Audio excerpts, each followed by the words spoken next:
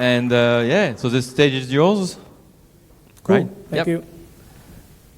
Thanks everybody for coming. And I especially want to thank Suvan because I've never really shared the story of Foolproof in public before. It's always been quite a closed secret. And yeah, it's an interesting experience to sort of summarize 5.5 years of working in Foolproof in a 45 minutes of session. So I'll try my best and let me know. So very recently, I was the managing director or the head of Singapore for Foolproof. So Foolproof is a UK-based experience design agency. So we have specialists in experience design and UX. We do deliver in code to clients, but mainly it's about design research and understanding and doing the interaction design and all the customer journey stuff, right? And it's interesting because when I casually share these stories for the past 5 years, I get two reactions for what we do in Foolproof. One is, wow. The other is, you're kidding me. It's skepticism. No, it's not possible that some organization in Singapore can do something like this. Yeah, and I think that's quite interesting. We are quite, or people come to Foolproof quite a lot when they are in trouble. So when they have started delivering a project, half year in, 1 year in, and is not producing results, generally what they do is they come to Foolproof and say, Foolproof, can you save us from this mess? That's a very tough job generally. We prefer to start jobs day one doing this, you know, in the way that Palo IT does.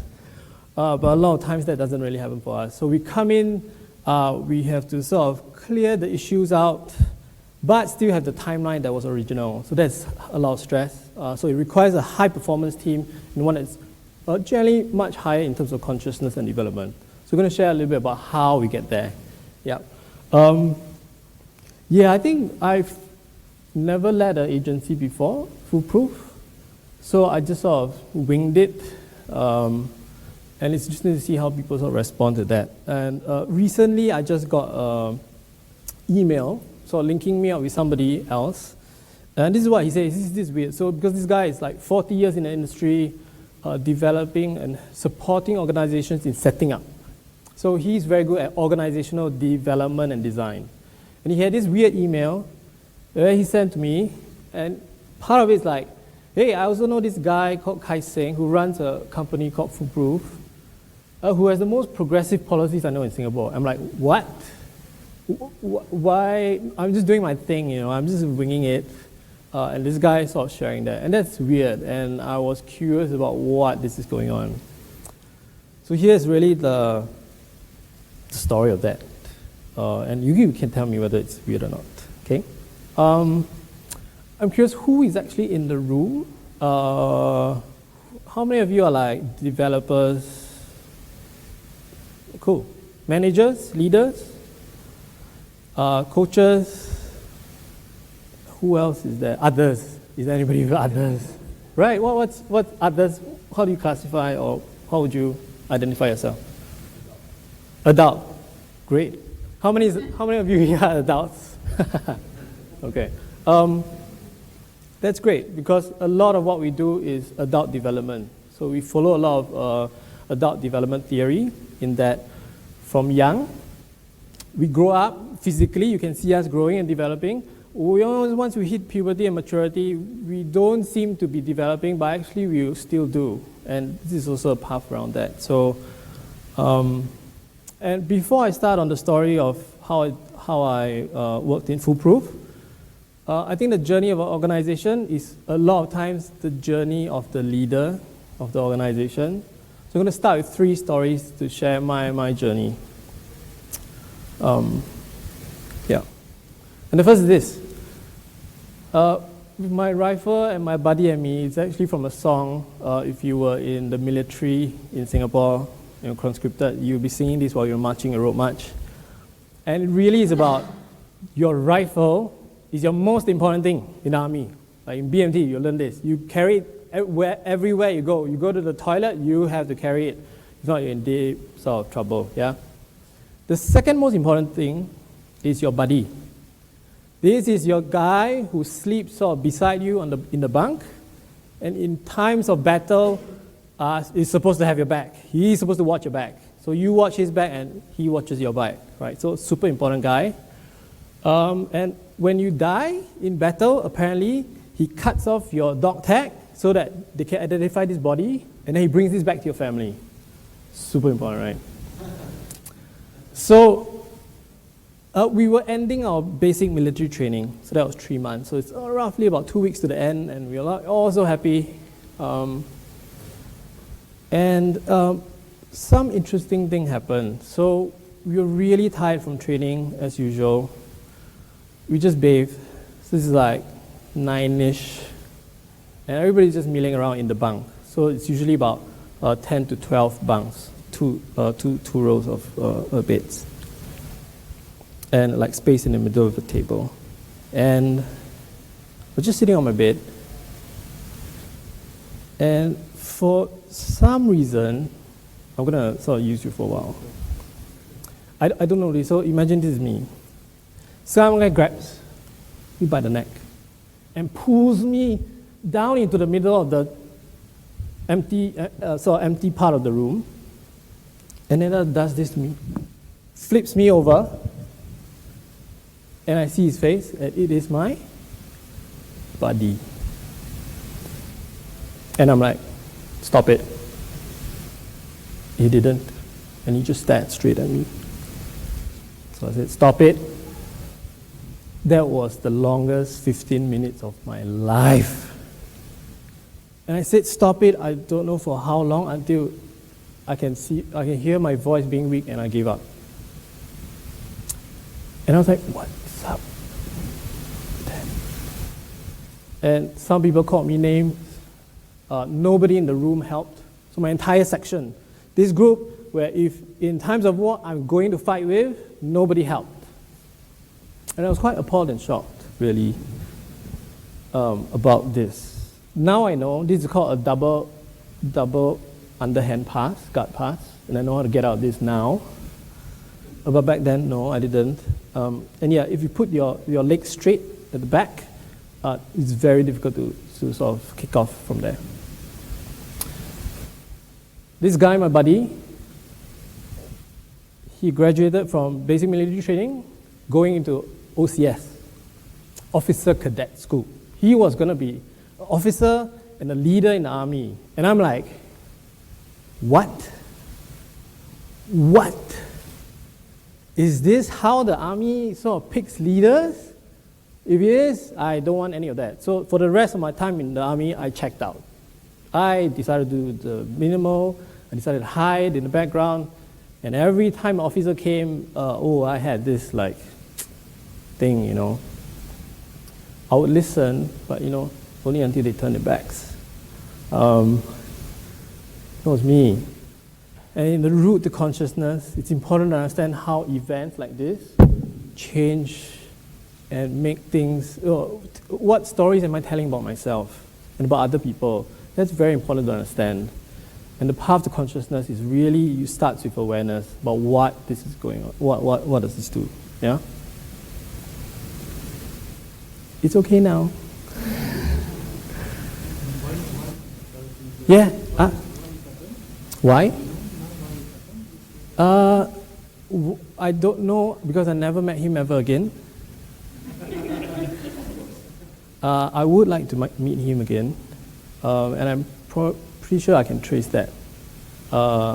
Great question. But this will come back again later on in the story. Yeah. Second story. So three, right? 3 stories. Second story, chili crab. I was working in a company, and there was my boss, and we had overseas HQ, and the bosses from the overseas HQ came by to, to figure out how we're doing. It was a week of success. We met a lot of clients, closed deals, positive. So we went out to, typically, it's a typical thing, right? You go out to East Coast seafood, and then you have chili crab, so that, the foreigners would check off, yeah, I ate chili crab. And during this dinner, my boss started to say, you know what, I don't think the market in Singapore would allow for user research. No client will buy user research. And we were like that, with the bib, And I looked at my bosses from the overseas, and we're like, wait, aren't we a design research company? So if you don't think it works, what do you mean? And essentially what happened was, they had a huge argument, and me and my team member, this was our view. Like, as close to the chili crab and eating, and they are just going. But what I really remember was this. His hands were shaking. In anger, in sharing his view, his hands were constantly shaking as he talked. I was like, wow, that's some anger, man, and I've never sort of experienced that.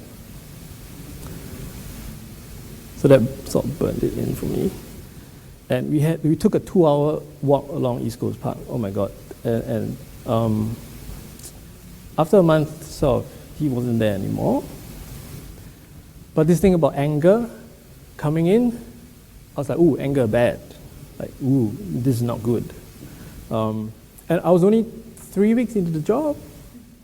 So we were really new, and the company was like, maybe you should just close the office in Singapore. Because there's only 3 of us. One is this guy, and then there's 2 of us, and we're like, ooh, maybe this experiment isn't going right. Let's kick off. Well, they didn't, but this again burned it into me. And again, think about the narratives that are coming into my head and how that's affecting me, right? I will see a bit of that. The third story is this. This is my daughter, Chiao Ying. She is 2 months old then. She's now like 6. And this was quite an interesting thing. So 8 months later of this photo, she was at the dining table. There was hot porridge on the table. Nobody was around, and she pulled the porridge onto herself. And when we rushed in, we saw, and then, she essentially received second-degree burns all over her body.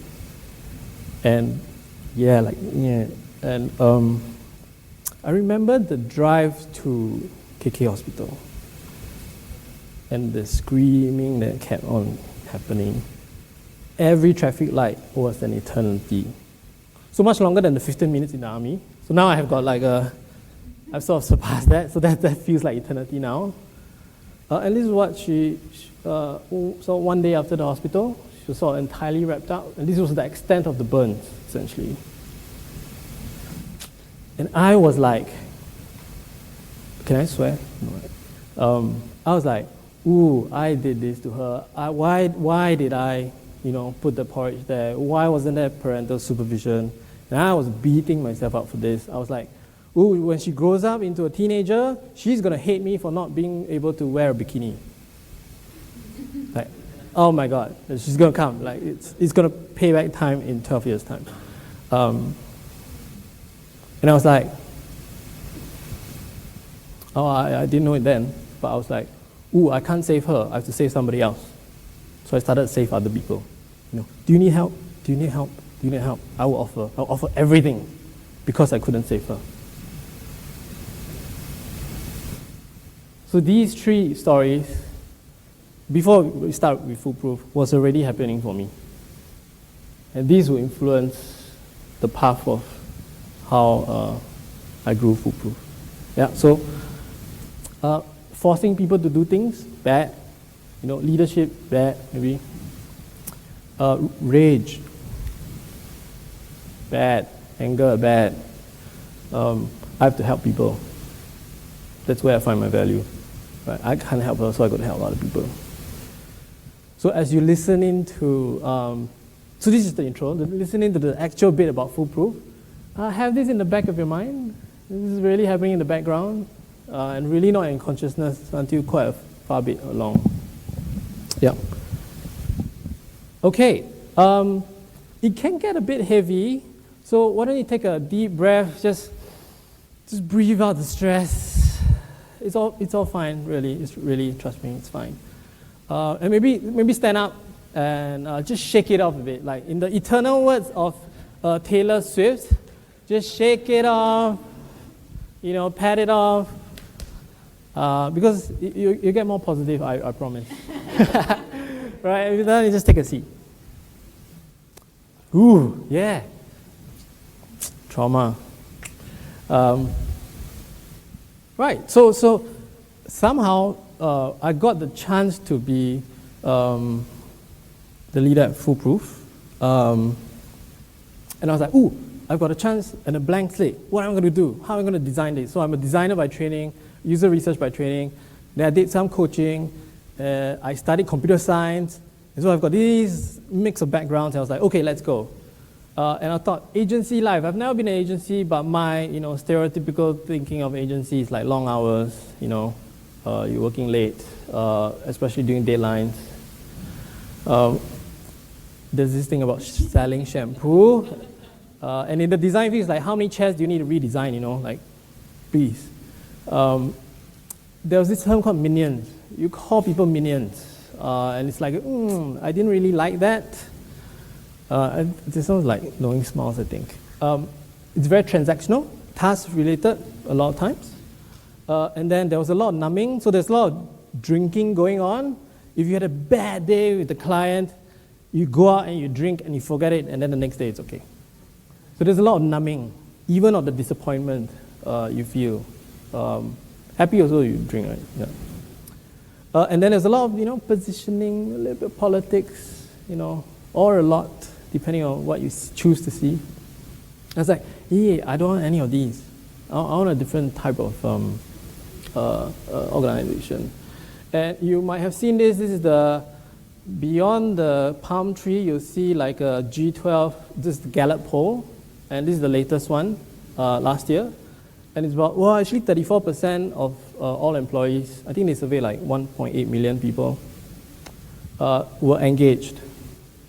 Really engaged at work. 53 were disengaged, meaning they were checked out. And 13% were actually, I'm actively disengaging. I'm actively sabotaging, right? The report was like, great news actually. This is the highest it's been for 10 years. Wow. And I wonder if, the previous few things really were part of that. So I was like, wait, what's the opposite of this? What's the counter-organization, counter-agency? And I came up with, maybe think of it as life. Don't think of it as work-life. Even work-life, the work is the priority. And isn't work part of life? So can we think of that as life? Can we inject a bit of meaning and purpose? Can we give power and voice to everybody? Can we be relational? Can we celebrate aliveness and what that means? And can we have constructive candor? Yeah. And that was the initial thinking. Yeah, wishful thinking. And when I studied a bit more, this happened. I saw that there's actually a first job, and that's your job description, your roles, responsibilities, your competencies, the tasks you have to do, your qualifications, that's your first job. And usually when you hire people, that's what you first experience, right, from a company. And I realized there was actually another job. Really huge one. You might guess what it is. Covering up our weaknesses. Yeah. Managing people's impressions of us. And you've got so many things that we're doing. That's not the first job. And you will probably think, well, at least in my experience, that job was huge compared to the first one. Man. And to me, it's the single biggest strain in energy for all organizations. And the thing is, it compounds, it adds interest. So if somebody triggers you off, like, oh my God, why did you do that to me in that meeting? The next time he does anything, you're not going to go, whew, I'm done. Yeah, reset. And oh, he's amazing now. No, everything he's going to do is going to be viewed with the lens of, damn it, he did that to me. Now look at him now. He's doing that on purpose. Well, it may not be, right? But, it compounds. And if you don't take care of this, it's going to grow. And sometimes to something that's unmanageable. So I went in a little bit deeper. I was like, oh, when I studied, what is this second job? There's this gap. And there's a few things I unpacked. This is where I went a little bit more detailed. There is what we think happens and what actually happens. Yeah? So you might have 5 people in a team, they actually experience the event, and they might come away with 5 different ideas of what happened. This went great. This was terrible. All in one same meeting. You get differences between how I feel and what I actually say, what I actually review. And things like what I say versus what I actually do. And in design, we talk about a lot about, what people say is not what they do, right? What we say to someone close to us versus another person, we might change the things we say. How we assess somebody's performance at this point in time. Oh my God, you really, you just sank it. And then later on, 1 month later, oh, I think that's one-off. Maybe you just don't tell him. What we say in the corridor in a meeting, wow, that's a really big one in dysfunctional organizations. What we do for us, our team, versus what we do for another team. Right? So, development, design, or us, my company, versus your company. The organization's principles and how we apply them, and obviously, the deepest purpose of the organization. So, you can see, right, there are second jobs here. There are gaps here. So the Singapore Armed Forces has got values on all printed out nicely on the wall. One of it is care for soldiers. That's what the leader needs to do. I don't think that really happened. There was the thing about, do you really believe in research? If you are not, why are you leading a research company? And then for me, I think it wasn't that bad. If I wasn't there, she might be burned worse, right? I actually helped her. Yeah, tell me that when it happened. So what really happened versus what I thought really happened, yeah. And I was so curious about, okay, I've got these gaps all over. How do you close it? And that was essentially, you can actually say that was my job in Foolproof, leading the organization. What gaps are there and how can I constantly close them? That was essentially my job. And I started to notice where are the gap closers. And the first one that I observed was one-to-one sessions. And the one-to-one sessions in Foolproof are slightly different. We don't talk about work. We don't check off a list of things to talk about. Those are work meetings. One-to-ones were about who are you and who am I and what is happening for you now and what's coming up for you. And then we work from there. So it's really coaching conversations that we're doing. What is happening to you in life? Is family okay? What's the biggest thing for you? So that's quite different. And that was great because when I came into Foolproof, they were already doing this. Awesome. And then 3 months after this, when I joined Foolproof, bang, like the MD then, Leslie, she sent this manifesto out into the whole Foolproof, and it was essentially titled Courageous Conversations. And you can't see it, but I'll sort of zoom in. The 8 principles we have, and when we do our one-to-ones, and we talk about feedback being a gift, so we had a speaker just now talk about the details of how to give feedback, and that's really awesome. And I'll maybe share the third one, which is quite critical. We will forgive each other if you give feedback wrongly, and if we take feedback in a not so good way. That was super critical. We will forgive each other if you get it wrong. Yeah? Another one is being present. Oh, that's awesome. Because I was on coaching, I was doing coaching there, and I was like, ooh, wow, whenever a word like this comes out, that's awesome. And this courageous conversation gave me a lot of authority to push further into this zone. And one interesting one is we will have the courage to interrogate our own reality. Wow, like what a awesome sort of principle. And we did that, and our sort of performance skyrocketed, I would have to say. We had less people than we planned for. We, I think, doubled our targets. Or I think we met our targets back then, but we would start to both double revenue and double profit at the same time. So usually you either double profit or you try and double sales, but never two at one time. And that's what we were able to do. And we realized, we really closed the gap, right? But we realized only some of them. And this was the interpersonal gap. Because the one-to-one is, me and you. And we're like, sometimes it didn't work. There were things when you did it interpersonally, it just didn't land. And we realized why later on. But before that, we realized this thing. When we had more one-to-ones, our group conversations started to get much, much more efficient and faster. So we were able to do things as a team much more when we invested in one-to-one. So it's weird. You assume you want to invest more in team dynamics work. And we'll come back to that later on. So at interpersonal level, we have got the one-to-ones, and then you stack on the courageous conversations. And that really just helped in terms of the efficiency and the effectiveness. Yeah. But there was one thing, and sometimes when we have one-to-ones and we give feedback, and also we also don't try the sandwich sort of thing. There was an issue, and people couldn't interrogate their own reality. The guy who is like in the room and he doesn't get it, but everyone else does. That the problem is him, not others, or her. Yeah, so there's this part about, there's some people who cannot really interrogate their reality. And either get defensive or shy away or sort of discharge.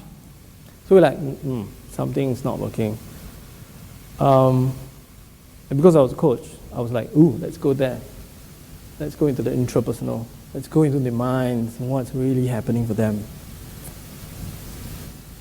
So I signed everybody up for training. And this was using Daniel Goleman's framework, so I'm going to just quickly run through. Self-awareness, self-regulation. So you are aware of what's happening for myself, but can you change? Can you shift? So I'm angry, I'm raging, but can I shift? That's part 2. Social awareness. Can I see when people are angry, especially before they do this? And then can I shift them? Can I calm them down? So this is actually from Daniel Goleman, and we tweaked it a bit. And these are the kind of things you want to work on in each of these quadrants. But the key thing for us is self-awareness first. So a lot of times organizations, when they train people and leaders, they train at relationship management. How to facilitate better, how do you influence people better? But what we saw was if you didn't have self-awareness and you couldn't control yourself, it doesn't work. So we did that first, and then second, third, and then fourth. So that was our curriculum internally for training. You won't go for any training on facilitation until you could understand what triggers you. Right? So a lot of times when you run stakeholder workshops, you're like, it didn't land. Why? A lot of times it is the use of self that's missing. So we went for training. Most of the times we looked at the 1, 2, 3. And everybody goes for training, right? Everybody does one-to-ones. In training, what was different? Well, we did things around the body, the emotion, and the language. So this is the new field sort of coaching perspective. What do we say? What influences what we say? Well, actually, our emotions do. Emotions are predisposition to action. How do you know we've got certain emotions? Well, you feel it in the body. And so it was weird getting our UK HQ to approve budget for training on body sensing. What is that? Why? Are we not knowledge workers? Are our bodies not here to move our brains around? But it was important because understanding the awareness of the body is critical to all of those things happening. And there's a study that shows, they studied a few people across cultures, 3 different countries. Different emotions activate differently in the body.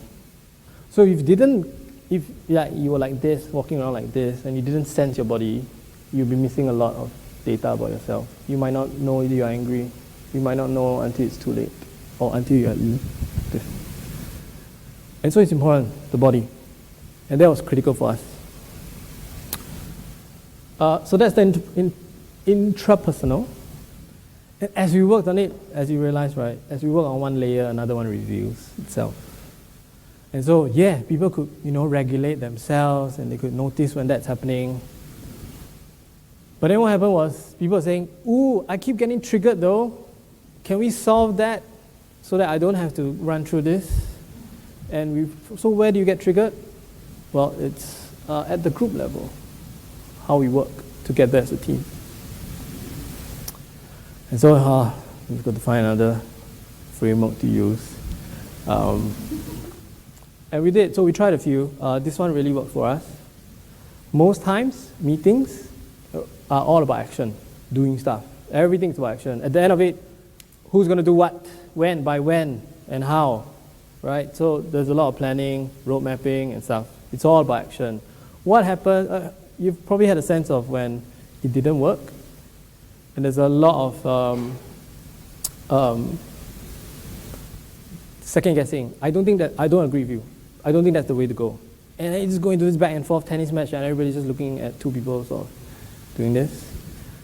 And realize you need another conversation. You need to shift it back to a conversation for possibility. So you're going to say, hey, and there's usually the smart guy who goes, hey guys, I'm noticing, let's step back a bit, and that shifts. What other ideas do we have? And then you really engage in possibilities first before you start nailing it down. And then at that stage, you can also get disagreements. And then we say, let's shift back. Let's have a conversation for relationship. What is the shared interest? What concerns do you have that we share? And what commitments do we have that we share? If you cannot nail this tree, you cannot nail your conversation for possibility. And if you cannot nail your conversation for possibility, you cannot nail your conversation for action. So we taught people how to shift between the three. And that worked, sort of. So we had a group level, and meetings, retrospectives, fish bowls, very intense, but I love those. Yeah, we had 3 conversations, and due to time, I'm not going to talk about it, but below the 3 conversations, there are also 6 speech acts. So what is conversation? Linguists have sort of studied all sorts of languages, and they realize all languages have these 6 components, and how you use them determines how effective you are in talking, in getting people to do things. So that was a key part. And then obviously, when you have a group aligned, they're like, oh, but I don't like that group, or that group did this thing to me. And so we have to unify it, right? So that's really where the last layer comes, and the organizational layer comes in. Yeah, and I'll share a little bit of the philosophy that we run Foolproof and operate. So these are OS, our operating system. That's more, but yeah, this is just a highlight. Just give you a view. So it's the pursuit of profit. Serves as the practice ground for personal development. It's 2 sides of the same coin. So if you are a foolproofer, you very well know when you wake up in the morning what project you're working on. Yourself. The project work is what will show you what you need to work on. But the project you're working on is yourself. Well, I'm not sure you're a project, but that's what it is. But yeah, you're working on yourself, and that's key. Everybody has to buy into this. Organizations move at the speed of trust. So if we don't trust each other, we go slower. That's how it goes. And when we realize things are not happening, or when somebody says, trust me on this, I got it. The fact that you have to ask for trust means there's no trust.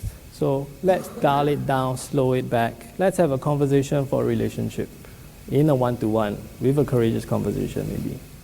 So you can see how this stacks. And so I'm going to, another one is your quality of work does not define you as a person. You are whole. What it means is, I don't know if it's only designers, maybe developers. Like designers care about their work so much. Anybody that gives any feedback is like, no, you're saying I am bad. No. oh, we had to manage that in a design firm, right? So we had to say, bad work doesn't mean you are bad. And if you do great work, it doesn't mean you are great. So don't balloon your ego. You are 100% all the time. And I think that really, it takes a different mindset to shift, but this really helped. And we also told our clients that if you do bad work, it's not because we're bad. If you do good work, it's not because we're good. And it's the same for the client. If something happens, chill. And we do team trips and what we call retreat days. So we have one every quarter. This is one we did, and you can read. So we asked somebody to facilitate for us because people weren't speaking about a certain project, a certain event that happened, which I think was a bit traumatizing. Because we asked, so how do you feel about that? Yeah, it's okay. And I said, let's do that through the body. So we did an interpretive dance session. So the whole day was interpretive dance, and we tried to express that topic through dance and through the body. And the facilitator at the end was like, I've never seen anybody cry about their own company culture and how great it is. This is crazy. Can I send my kid here? And she's not married yet. So that's the kind of thing that comes up, I guess, when you can hit the other 3 levels. Another one, we do team trips every year. We decide on a location. Don't tell anybody until it's at the airport. We just tell them what to pack, and then we go. And similar, most companies will also go for something like this. We go really in depth. So people have shared their experiences coming out of the closet, their own traumas, and that sort of, and it's quite intimate and deep. But we can get crazy. And so you have people like that talk about holding space for each other in a team trip. Or things like this, we don't do normal things because we're not normal, we're extraordinary. I want to be that company that people go, you mean you can do things like that? Oh, yes. And so that was the kind of sort of camaraderie and the belief that they sort of had. So if you can nail the second job, this is what you get. You get overperformance with less people. And so the UK was like, Khai Seng, how do you do this? I give you, you don't have the resources, but you are beating the UK in terms of all business metrics. How do you do it? I said this. They're like, really? Okay. And do you want to try it? No, thank you.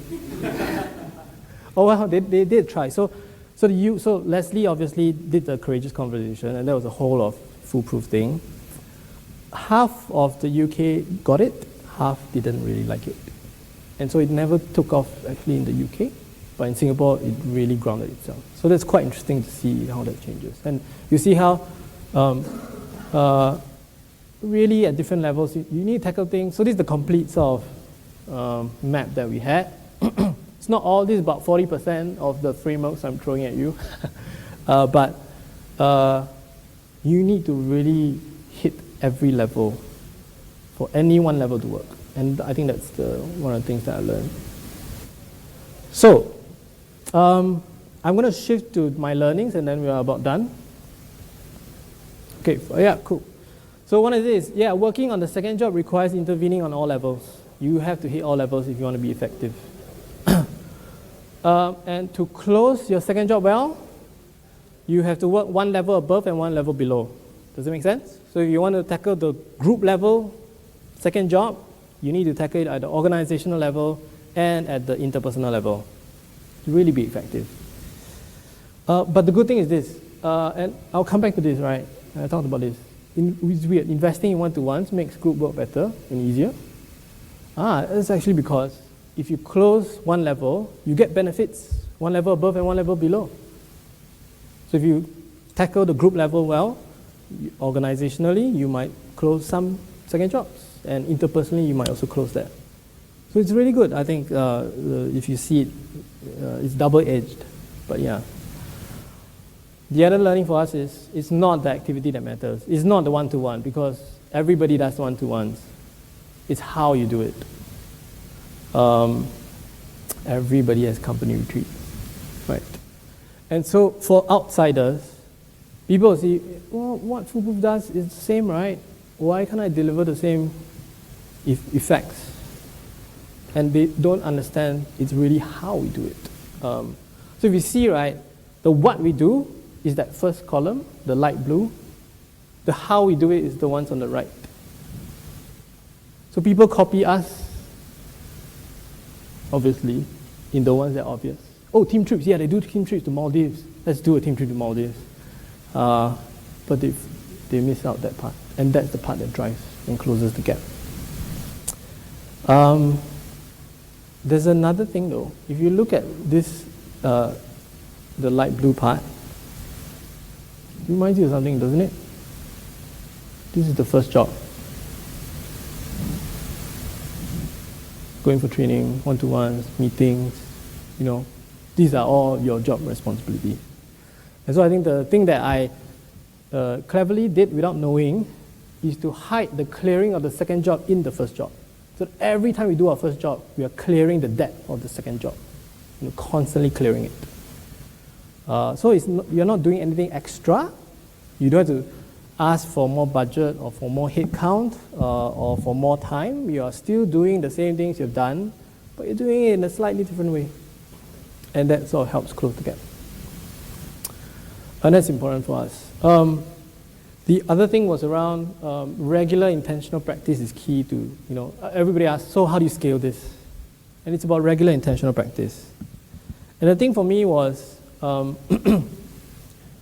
only the light blue, the first job, was mandated. Courageous conversations is up to you, whether you want to take it up or not.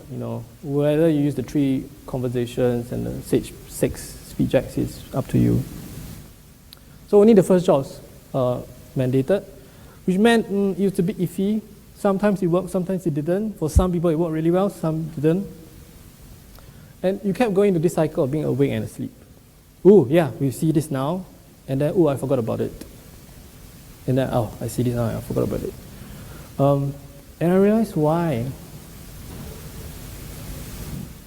Remember the first one? Forcing people to do things is bad. I didn't want to force that part on everyone to do. I didn't want to force courageous conversations on people if they were not comfortable.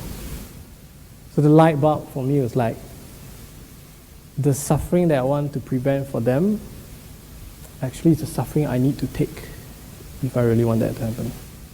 I have to take my own suffering of forcing things on people if I really want them to close the second job. And that was a big thing for me.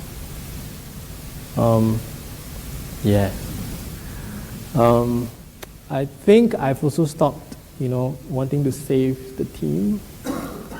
And I think the evidence for that is I have left.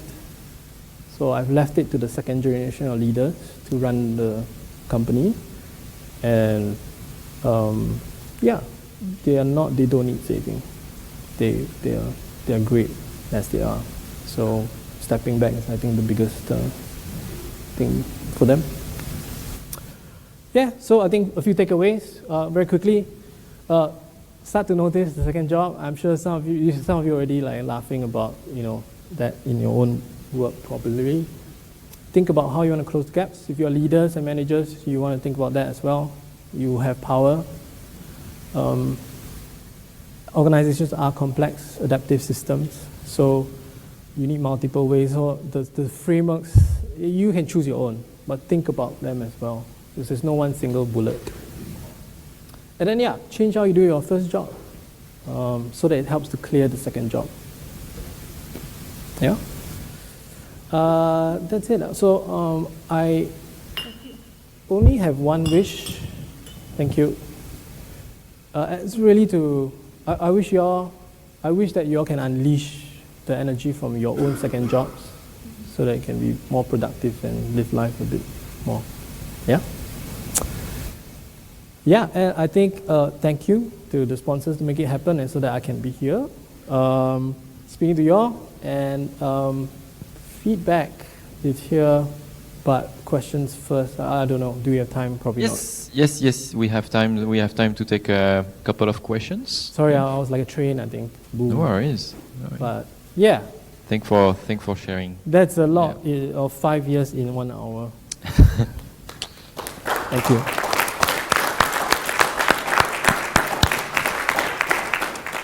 We are very, very honored to be the first ones to hear this story. Thank you very much. Any questions? Sorry? No, the founders gave approval for me sharing. Question? Hey, Khai Seng. Yeah. Very inspiring as usual. Thank you. Just one simple question. All the initiatives that you took, do you think it's possible to scale that? Because Foolproof is a small group, so it's easy to do, you know, those one-on-ones and all these meetings, meetups, and all these initiatives. How about in a big organizations? Let's say you have thousands of people. How would you go about it? So I will quote Peter Block. So he's a really famous consultant / organizational guy. So Peter Block talks about the unit of change in an organization is the small group. So this is a group of 6 to 8 people. And big changes in an organization happen when multiple small groups shift. So if you can shift small groups, then you can shift the entire organization. So especially for organizations that say, hey, I want to shift my entire 1,000 people, well, I ask, can you shift one person? Now, if you cannot, don't stop thinking about 1,000. Shift one first. Yeah, so I'll say, it's hard to shift even one. So if you can, what I'll say is pace yourself. So there can be ambition, but you need to understand the work is really tough. So it's a non-answer, sorry. Thanks. Yeah? Yep. Could you tell us a little more about the one-on-ones, please? Do you recommend them amongst everyone in the team, or like manager, leader, coordinator role with every other person? That's a great question. At the start, when we were small, and I was the line manager for everybody, I essentially did it with everybody. I think the benefit of that was everybody learned how to do one-to-ones through their experience with me. So now when they have their line managers, they would have it in the same way. And as you scale, you can't have one-to-ones with everybody. So what I did was you definitely had the one-to-ones with your line manager. And if you had time in your calendar and no billable work, you can choose anybody to have a one-to-one with. So we had that. And I think on average it should be about 2 to 3 one-to-ones a week or 2 with different people, and so you connect differently. Yeah. Thank you. Another question, maybe we have time to take a last one. Anyone? 1, 2, 3. All right. So no question. Thanks for the inspiration. Thank you very much. Yeah.